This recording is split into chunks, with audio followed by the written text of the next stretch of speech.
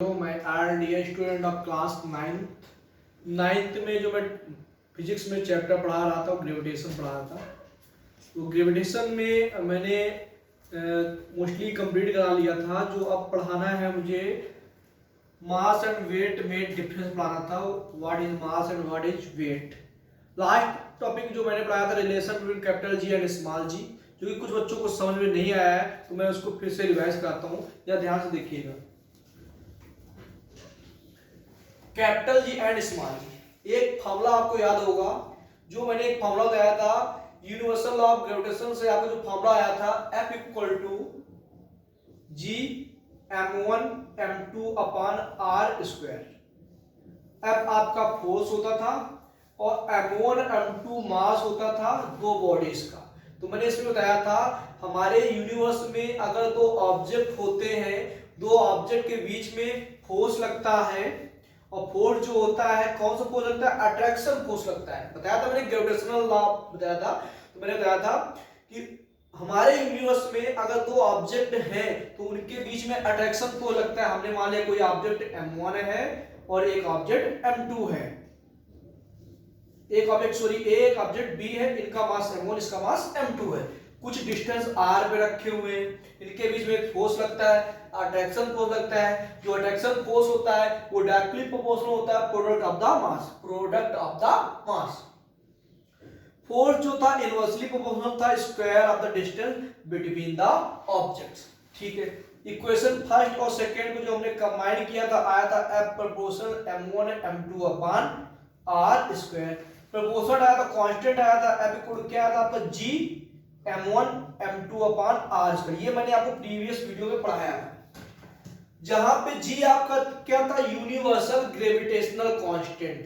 g क्या था? Universal gravitational constant, जिसकी वैल्यू भी फिक्स होती है 6.67 × 10⁻11 newton metre square upon KG square. Newton metre square upon KG square, g की वैल्यू फिक्स होती है। ये मैंने बताया था लास्ट वीडियो। तो आज जो बताने वाला हूं relation between capital G and small g, जो आपका इसी फॉर्मूले से आएगा। ये फार्मूला आपको याद आ गया होगा, समझ में आ गया होगा। अब हम आगे बात करेंगे relation between capital G and small G. Capital G क्या होता है? यूनिवर्सल ग्रेविटेशनल कांस्टेंट, और स्मॉल जी होता है आपका acceleration due to gravity. Acceleration due to gravity क्या होता है? जो अर्थ है अपनी ओर किसी भी ऑब्जेक्ट को अट्रैक्ट करती है, एक फोर्स लगाती है, जिसको बोलते हैं acceleration due to gravity. Small g से डिनोट करते हैं। ठीक है, तो जरा ध्यान से देखिएगा, हम इसका रिलेशन जो है कैपिटल जी और स्मॉल जी में लाएंगे। कैसे लाएंगे? जिसमें ये फॉर्मूला यूज होगा जो अभी बताया था, g m1 m2 upon r square. हमने मान लिया मेरा अर्थ सरफेस है, अर्थ के सरफेस पे कोई यहाँ पे एक ऑब्जेक्ट है, और ऑब्जेक्ट का मास यहाँ पे क्या है? m1। मास क्या है? m1। अर्थ इसको अपनी सेंटर की ओर अट्रैक्ट कर रही है, जो कि एक फोर्स लगा रही होगी F बराबर mg। F equal to mg, F बराबर ma होता है, ma। ए आपका एक्सीलरेशन होता है लीनियर में। जब अर्थ अपनी ओर अट्रैक्ट करती तो मैंने बताया था ए आपका क्या हो जाता है? g। तो F बराबर क्या आ जाएगा? यहाँ पे mg आ गया, F बराबर mg।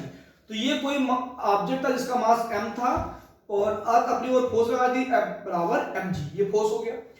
और अर्थ का मास जो होता है, अर्थ का मास सेंटर वर्क करता है, ये me हो गया, मास ऑफ अर्थ। और मान लिया अर्थ की जो रेडियस है क्या है? re। तो अब यहां पे भी आपका ग्रेविटेशनल लॉ लग जाएगा। ग्रेविटेशनल लॉ क्या था? F equal to g m1 m2 upon r square. तो F इक्वल टू g तो g रहेगा, m1 आपका क्या हो गया? Mass of earth me। एक ऑब्जेक्ट आपका ये हो गया मास ऑफ अर्थ। दूसरा m2 क्या है?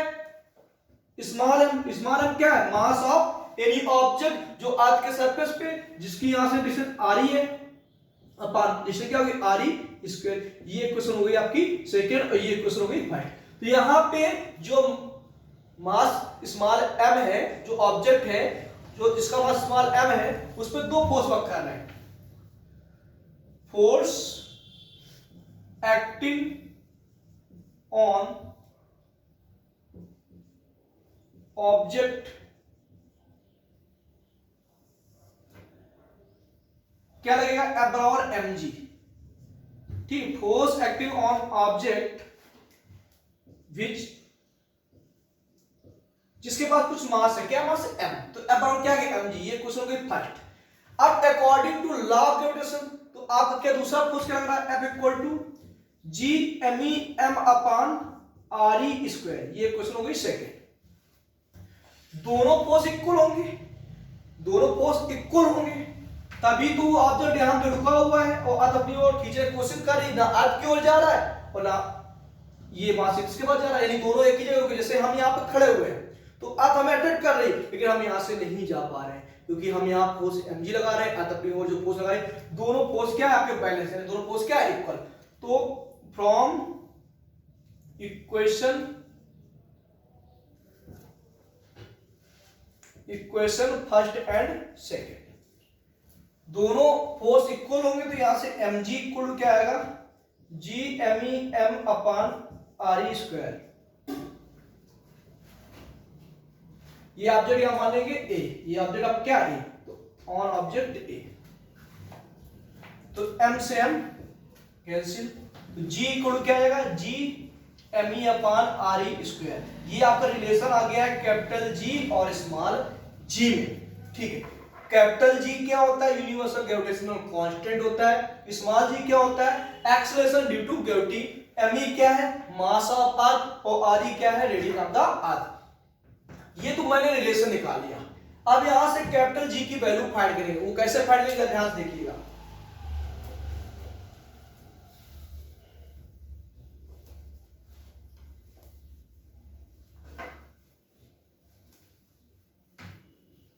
मैंने जो रिलेशन निकाला है G equal to G M E upon R E square, और मास ऑफ अर्थ आपको गिवन होगा, वो आपको बुक में भी गिवन होगा, जो कि इसमें दे रखा होगा। हाँ, मास ऑफ अर्थ आपको दे रखा है m इक्वल टू 6 इंटू 10 की पावर 24 kg, और रेडियस ऑफ अर्थ भी दे रखी है 6.4 इंटू 10 के पावर 4 मीटर, ये रेडियस भी आपको दे रखी है, ठीक है। और मुझे वैल्यू दे रखी है g की, सॉरी 6 है, और g की वैल्यू मुझे पता है 6.67 इंटू 10 को -11 न्यूटन मीटर स्क्वायर पर केजी स्क्वायर, ठीक है। ध्यान सुनिएगा, मुझे यहां से वैल्यू निकालनी है स्मॉल g की, मास of earth 6 into 10 power 24 KG होता है, रेडियस ऑफ अर्थ होती है 6.4 इंटू 10 की पावर 6 मीटर, और g की वैल्यू आपकी फिक्स होती है 6.67 into 10 power -11 newton metre square पर केजी स्क्वायर। स्मॉल g की वैल्यू निकालेंगे तो small g equal to capital G को रख देंगे 6.67 into 10 power -11, mass of earth जो दे रखा है आपका 6 इंटू 10 पावर 24, और आपको दे रखा है रेडियस 6.4 इंटू 10 पावर 6 का होल स्क्वायर। इसको आप पूरा सॉल्व करोगे तो जी वैल्यू आपकी आ जाएगी 9.8 मीटर पर सेकेंड स्क्वायर। ये आपकी आगे वैल्यू स्मॉल जी की, सॉल्व कर लोगे, सॉल्व करने के बाद जो वैल्यू आपकी आएगी ये आएगी। तो अब हम आपको जो नेक्स्ट टॉपिक बताने वाले हैं वो बताने वाले हैं difference between capital G and small G. Capital G और स्मॉल जी में क्या डिफरेंस होता है, ज्यादा ध्यान से देखिएगा। एक साइड कैपिटल जी लिखते हैं, एक साइड स्मॉल जी लिखते हैं। कैपिटल जी की वैल्यू आपकी फिक्स होती है, कितनी होती है 6.67 into 10 power -11 newton metre square पर केजी स्क्वायर। लिखोगे capital G is a universal gravitational constant and small G is a acceleration due to gravity. Capital G की वैल्यू आपकी फिक्स होती है, तो value of capital G equal to 6.67 into 10 power -11 newton metre पर KG square. Small G की value तो आपको इतनी होती है अर्थ सरफेस पे, बट इसकी value place to place change होती रहती है। अगर हम यहां से मून पे पहुंच जाए तो मून पे जो वैल्यू अर्थ सरफेस पे होती है उसकी 1/6 होती है, यानी g/6 हो जाएगी। यानी g की वैल्यू जो होती है डिफरेंट प्लेस पे डिफरेंट होती है, यानी अर्थ पे कुछ होगी, मून पे कुछ होगी, और किसी स्टार पे चले जाएंगे वहां कुछ होगी, लेकिन अर्थ पे जो होती है 9.8 मीटर पर सेकेंड स्क्वायर होती है। ठीक है, तो ये आपका कैपिटल जी और स्मॉल जी में रिलेशन हो, सॉरी कैपिटल जी और स्मॉल जी में डिफरेंस हो गया। कैपिटल जी आपका यूनिवर्सल ग्रेविटेशनल कांस्टेंट होता है, small G acceleration due to gravity होता है जो अर्थ अपनी ओर अट्रैक्ट करती है। स्मॉल जी की वैल्यू जो होती है 9.8 मीटर पर सेकंड स्क्वायर होता है और कैपिटल जी की जो वैल्यू होती है 6.67 into 10⁻11 न्यूटन मीटर स्क्वायर पर केजी स्क्वायर, ये यूनिट होती है इसकी। इसकी वैल्यू आपकी फिक्स होती है जो कि क्योंकि कांस्टेंट टर्म है, बट इसकी वैल्यू आपकी डिफरेंट प्लेस पे डिफरेंट होती है। आगे बात करते हैं हम लोग। आपको न्यूमेरिकल गिवन है, मैं अब न्यूमेरिकल आपको समझाऊंगा। एक न्यूमेरिकल गिवन है, बोला गया find the gravitational force between earth and an object. हमने मान लिया कोई ये अर्थ सरफेस है, यहाँ पे कोई एक ऑब्जेक्ट रखा हुआ है m, जिसका मास आपको दे रखा है 2 kg। एक ऑब्जेक्ट A है जिसका मास क्या है 2 kg। यहाँ पे अर्थ के सेंटर पे अर्थ का मास वर्क करा हुआ me, जिसकी यहां से डिस्टेंस r होगी जो आपको दे रखी है 6 into 10⁻6 metre, 6.4 into 10⁻6 metre. Mass of earth आपको दे रखा है 6 into 10⁻24 kg। तो मैंने बताया था अगर मेरे इनवर्स में कोई दो ऑब्जेक्ट होते हैं तो उनके बीच में एक अट्रैक्शन फोर्स लगता है। वो अट्रैक्शन फोर्स का फार्मूला जो आपका होता है F = G m1 आपका आता मास, m2 ऑब्जेक्ट का मास अपॉन re²।